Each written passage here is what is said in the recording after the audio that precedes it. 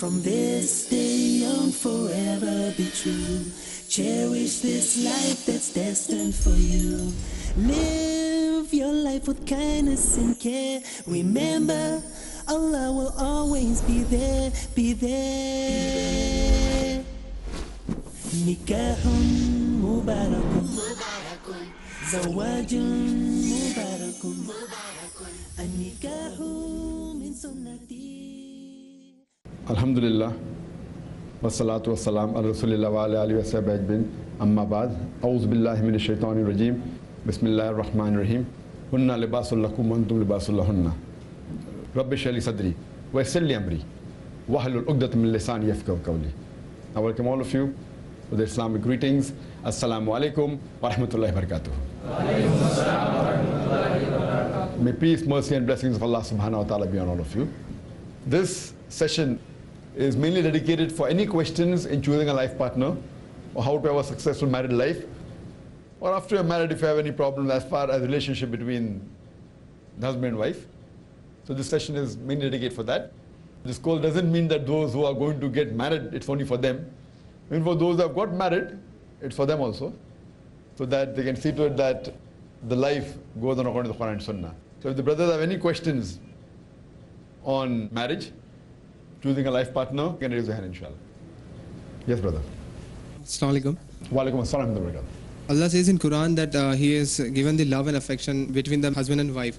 So I would like to know, how did Prophet tendered his love and affection to all the wives? Like, what were the instances wherein Prophet, or maybe in a nutshell to ask you, a romantic life of Prophet Muhammad Sallallahu Alaihi Wasallam? Brother asks a question, and the Quran says that Allah has put love and mercy between the hearts of men and women. What he's quoting is the verse of the Quran of Surah Rum, chapter number 30, verse number 21, where Allah says that Allah has put love and mercy between the hearts of men and women. So many people think love means haram, taboo in Islam. See, love is not taboo in Islam, but done according to Quran and Hadith, it is right. Love what they have LBW in the college, is love before wedding, not in cricket. Love before wedding, that you go to a movie theater alone and want to check how the girlfriend, that's all haram. But love between man and woman done in the right way is good. Therefore, beloved Prophet ﷺ said that if you have sex with a wife, it's charity. So Sahaba said that having sex with a wife is charity? I didn't understand. So the Prophet said that because you're not doing anything haram, you aren't doing zina, you're doing halal, that is charity. So imagine. So now coming back to your question, that how did the Prophet?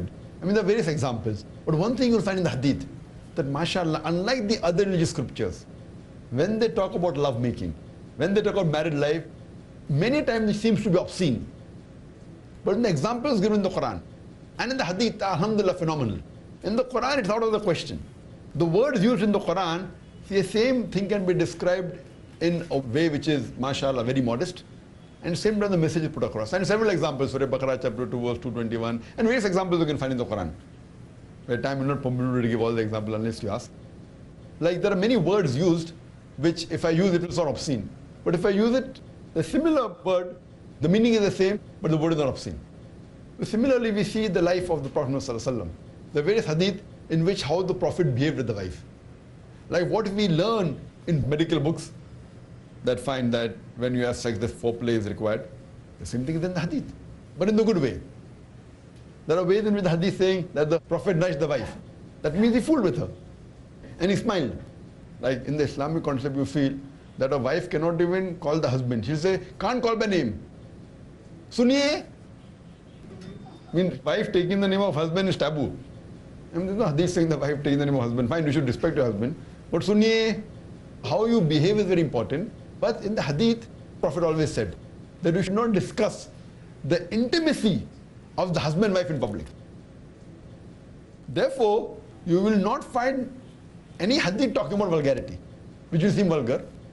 And neither should you discuss about your wife with your friends also. About the personal things. Other things you want to advise, what should she do, that's a different thing. But about the sexual relationship, it's not permissible for the men to discuss with other men or the women to discuss with other women. It's a personal thing. What is haram is mentioned in the Quran. Few things haram. Many people think, oh, both haram, both halal. This Islam has so many do's, don't. Only 70 do's and don'ts, major. Minor are many. But in the world, you can do a million things.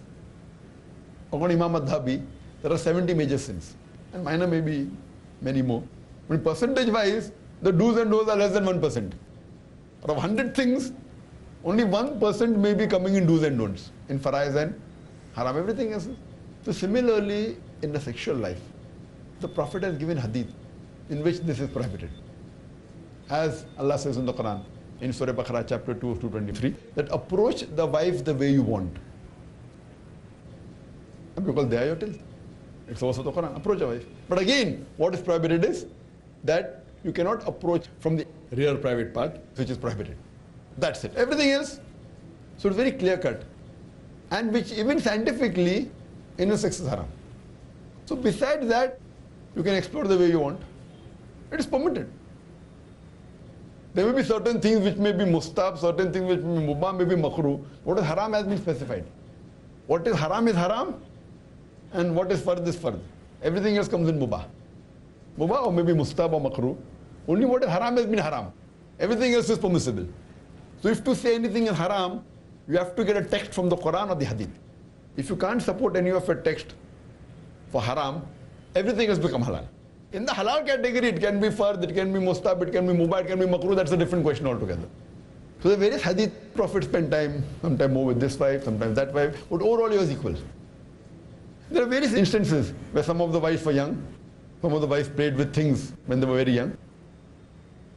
Fine. So the Prophet did permit. The instances in which Hazrat Aisha may Allah be pleased with her, she wanted to see something happen. There's a program we had in the Arab custom.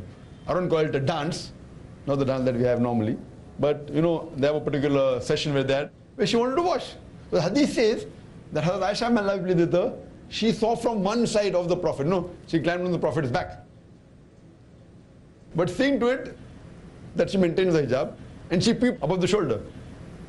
So that means the wife can even look from behind the husband's back, can climb on her husband's back. I mean, this is what you interpret. So like that, there are hundreds of hadiths. You can give a talk only on this. That what the Prophet did, how did he laugh, how did he joke. But everything was within the purview of the Sharia. So only what is haram you should know. Everything else is halal. What you should know is what is haram. These few things are haram. Everything else. There's no verse in the Quran or the hadith saying that calling the husband with the name is haram. It may be the culture. Kya suniye? That's the reason what psychologists they tell us. The psychologists tell us that those who have premarital sex, they don't enjoy sex with their life partner. So the people who don't have premarital sex, they enjoy the sexual life after marriage much more than a person who has premarital sex. I mean, the scientific proven, the statistics. So here we explore the way we want to explore. You know what is haram, everything else we explore. And the more you explore, the more you enjoy. So in this way, mashallah, Islam is very clear cut. Hope that answers the question in brief. Nikahun mubarakun, zawajun mubarakun. Any other question, mashallah? Yes, brother. Brother, what is the ruling on using of condoms as the zygote is not firm? As the Zygote is not firm. brother has a question, what is the ruling of using a condom since the zygote is not formed? Why you want to use a condom is required? Basic question. Why do you want to use a condom is the first question, then I can say whether it's allowed or not allowed. Normally. So like that there are certain things, for example sugar normally is allowed, but if you're having diabetes it's haram for you. If you have too much you'll kill yourself, it's suicide. Limited fine. So as the Quran says that eat what is good for you. So if you're having diabetes, sugar is not good for you. Otherwise sugar is good. The same way, why do you want to use is very important. Now this question would mainly go in family planning. The question, if you understand the answer of family planning, which I've given in detail in many of my talks, the answer is very long. That as far as family planning is concerned, that can a person do family planning? The word family planning is a very big terminology. And all the scholars, all the fuqahas agree that the Quran clearly says in Surah Anam chapter 6 verse number 151 and Surah Isra chapter 17 verse 31 that kill not your children for want of sustenance. For it's Allah subhanahu wa ta'ala who will give sustenance to you and your children. So based on this verse of the Quran, everyone agrees that abortion is haram. And the Quran says in Surah Rum, chapter number 30, verse number 30, that do not change the physiology of your body. So it is unanimously agreed amongst all the scholars that abortion is haram. Any permanent method of family planning, vasectomy, tubectomy is haram, unless there is a need. For example, if the life of the mother is in danger, where the doctor says that she has had multiple cesarean sections, she has had 4 or 5 cesarean sections, and one more cesarean section would be detrimental to her life, she may lose her life, then as a last resort, tubectomy can be done, abortion can be done. Similarly, the doctor says that she has a heart problem and she cannot take the strain of a delivery, and if she gives birth to a child, she may die. Under this condition, even the permanent method is permitted, even abortion is permitted, because the Sharia says, let a small loss take place to prevent a big loss. Now here the big loss is the life of the mother, the small loss is the child. So Islamic Sharia says, let a small loss take place to prevent a big loss. So in this there is no two doubts about it. As far as temporary methods are concerned, there is difference of opinion. And the most common temporary method used is the copper tea. Now when a person uses a copper tea, basically, what happens? That the sperm and the ovum is already united and the zygote is formed. It is not contraception, it is contra-implantation. The zygote is prevented to cling on the uterine wall. So when we learned in a medical college, it was called as a contraception, the right word is contra-implantation, because conception has already taken place. So it's not a contraception, it's a contra-implantation. That means, if you think a bit ahead, it is nothing but very early abortion, which again is haram as per the verse of the Quran. As far as oral pill is concerned, again, it changes physiology, so that also most of the scholars agree it is wrong. The difference of opinion may come in condom, or it may come in diaphragm. At the time of the Prophet, there were people who used to practice coitus interruptus. And when the people used to practice coitus interruptus, and when a Sahaba told the Prophet, he was silent. Now based on this hadith, some of the scholars say, because the Prophet was silent, that means he gave permission. Other group of scholars say, because silent, he didn't give permission. Anyway, no one says that coitus interruptus is prohibited. Recently, in the Times of India, there was an article that if coitus interruptus is done properly, that is breaking the act of the sexual intercourse, before the ejaculation comes out, if you stop and let the ejaculation go out of the body rather than into the body of the wife, it's called as coitus interruptus. The research says the difference between the failure rate of a condom is 18% and failure rate of coitus interruptus is 17%. What are the reasons you want to do coitus interruptus or a thing? It is not consisting of AIDS. AIDS is not a different concept, we'll come to it later on. As far as family planning is concerned, to prevent a conception. The failure rate, what we realize, why the failure rate in a condom is about 18%. Why? There may be a leak in the condom, but not that 18% of the condom the leakage, no. The leakage may be 1%, 2%, I haven't done a survey, but it is very little. But maybe the condom is not put properly, or maybe that when the condom is worn, but it remains in the body of the wife and then the whole thing is useless. So various things can take place, so the failure rate goes to 18%. In coitus interruptus, if it done properly, the failure rate is 17%. So if coitus interruptus is done, taking the safe periods into consideration, that immediately after the menstrual cycle, the first few days are safe, and immediately after the cycle starts, 13, 14, 15 days, there's a rate into conception, the more chances. I mean, you can give a medical lecture on this also, time doesn't permit me. I don't know where to go more in detail. Every question I can speak for half an hour. So based on this, why you want to do is important. But the research is changed. Some research said, no, we don't agree with it. So they are researches. Fine? So as far as coitus interruptus is concerned, no scholar says it's haram. But as far as condom is concerned, there are scholars who differ. Coming back to basic question, why do you want to do family planning? If you are wearing a condom to prevent sexually transmitted diseases, that is only something haram. That only comes when you do with those who are not life partners, right? If you keep on changing partners, then you may require that to prevent AIDS, prevent STD. I'm sure your question is not based on that. It's not based on that, right? It's with the wife only, no? So then fine. So here the question of wearing a condom for sexually transmitted disease doesn't arise here in your question. But in that question, sexually transmitted diseases will come in coitus interruptus if there is a problem, if the woman has multiple sexual partners. So therefore there is a statement that, that to prevent AIDS, condomize yourself, which is haram. I mean, haram means you don't have only this illicit sex. So to say that don't do adultery to prevent AIDS, is a condomize yourself to prevent AIDS. Anyway, that's another question. coming back to basic question, that why do you want to do family planning? Now basically you can categorize all your reasons in two broad categories. One may be is because you're poor, you may not be able to look after many children. And the second reason may be, no, I want to have spacing between my children, I want to make them doctors and engineers. So, ek ke baad abhi nahi, do ke baad kabhi nahi. I'll have some spacing, 5 years gap, 3 years gap. So basically whatever reasons you have can be categorized into two broad categories. One is because you're poor, and second is you may be rich, but you want to make them doctors and engineers. Now as far as the first reason is concerned, if you're poor, Quran has a solution for that. If a person is poor, the Quran has a solution of zakat. That every rich person who has a saving of more than the nisab level, more than 85 grams of gold, he should give or she should give 2.5% of their excess wealth in charity. If every rich human being gives zakat, poverty will eradicate from this world.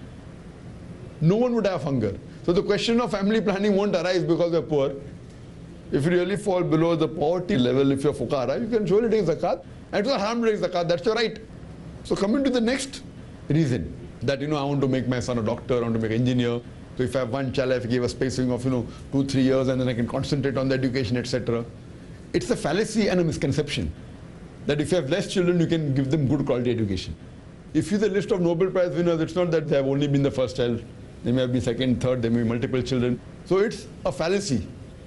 And those who have multiple children, you may realize that the fourth or fifth child also may be intelligent. And coming to the question of family planning, if my parents were on family planning, I would have been in front of you today. Because I'm the fifth child of my parents. Fine, I'm a boon or bane for society, you can judge that. I'm the fifth child of my parents. If my parents were on family planning, I would have been in front of you today. So what you realize that it is a misconception. And Allah subhanahu wa ta'ala has given a natural method of family planning. That's known as lactation amenorrhea. The moment you give birth to a child, if the mother breastfeeds the child, automatically there is no menstrual cycle. Automatically there is a period of spacing. Allah subhanahu wa ta'ala does it. And the verse of the Quran which I quoted to you of Surah Anam chapter 6 verse 151 and Surah Isra chapter 17 verse 31. The meaning on the face of it is the same. The first verse Surah Anam chapter 6 verse 151 says that kill not your children for want of sustenance, for it's Allah subhanahu wa ta'ala who will give sustenance to you and your children. For killing of children is a sin. Surah Isra chapter 17 verse 31 says, kill not your children for want of sustenance, for it's Allah subhanahu wa ta'ala who will give sustenance to your children and you. The order is reversed. The first verse says, you and your children. The next verse says, your children and you. Do you think Allah just haphazardly changes the order? On the face of it is the same or not? But when you do critical analysis, there's a world of a difference. The first verse refers to the poor people. Those who wonder that, aur ek bachcha ho jayega to main bhi mar jaunga, bachche bhi mar jayenge. Aur ek bachcha will look after it, I'll die and my children will die. So Allah said, don't worry, Allah will give sustenance to you and your children. The second verse refers to the rich parents. I'm very rich, I'm not bothered about money, but I can't take care of my children properly if I have more children. Allah says, Allah will give sustenance to your children and you. Order is reversed. So critical analysis shows that Allah subhanahu wa ta'ala covers for both types of people, rich as well as the poor people. And there's one more third category which would be a different category. Some people say, I'm rich, I'm not bothered about money, and neither am I bothered about making my child a doctor or an engineer. I want to enjoy life. So I want to enjoy life. So therefore I don't want to have children. Third category, unique category. So I say, even for you, even for this third unique category, I say, marry fast, have children, they will sit on your business. So marry fast at the age of 20. By the time you reach 38, 37, your son has become 16, 17. By the time you're 40, you can retire early. Maybe 3-4 years it will be difficult to take care of the children when they're young. By the time you're 38, 39, 40, your son and your children are taking care of your business. They're looking after your business. You can retire instead of 60, 70 at the age of 40. If you have to enjoy life also, marry fast. Have children. They'll look after you. Without tension. Right or wrong? So even for third category, have children. Marry fast. Bring them up properly. They can be a pathway for Jannah. The pious children pray for the parents. That's Sawab Jariya. So not for this world also, even for Akhirah. There are certain communities who marry early, have children, and by the time they're 40, the child is taking care of the business. If you don't have a business, he will start working. He says, Abbajan, abhi aap aaram karo. Aapne bahut mujhe dekha hai. You are taking care of me, and I'll take care of you. So if you want to really enjoy life also, but natural Islamic way, if you marry first, as the Prophet said that, oh young people, whoever has the means to get married should get married. The Prophet ﷺ said, this is a hadith of Sahih Bukhari, Bab number 7, in the book of Nikah, chapter number 2, hadith number 3. So early marriage is better. And the last final thing the Quran says in Surah Al-Imran, chapter 3, verse 54. They planned and plotted, Allah to plan. Allah is the best of planners. So if you want to plan your family yourself, the ball is in your court. But if you want to leave it to Allah, He's the best of planners. So I prefer those group of scholars who say that family planning should not be done. That is my opinion. So that is the reason the question of using a condom, family planning does not arise. But using a condom, if there is certain infection or there is a medical reason, it will not be outside. But if the doctor says that in certain cases, there are certain problems, like for example, oral pills are haram. But if there is a medical problem in your wife, and a gynecologist prescribes oral pills for a couple of weeks, to solve the problem, it's allowed. Like alcohol is haram. But if alcohol is the only drug that can save your life or cure your disease, it's allowed for the temporary period. A certain infection takes place in you, and if it's dangerous, it can be contracted for temporary period. If you use the exception to the rules, in that case, it's permitted. Generally, my view is that it should not be used for family planning. Leave it in the hands of Allah subhanahu wa ta'ala. He's the best to plan, unless your wife has some heart problem or multiple infection, etc. Hope that answers the question. Any other brothers? Yes, brother. Assalamu alaikum wa rahmatullah. Wa alaikum assalam wa rahmatullahi wa barakatuh. Is Islam permit video shooting at the time of nikah or walima? Brother asked the question, is video shooting allowed at the time of nikah? Video shooting per se is not haram in Islam, as long as you don't do obscenity, fine. At the time of walima, how are you having the walima? If you're having walima and they're shooting me having the food, perfectly fine. When they can shoot me giving a talk, they can shoot me having food also.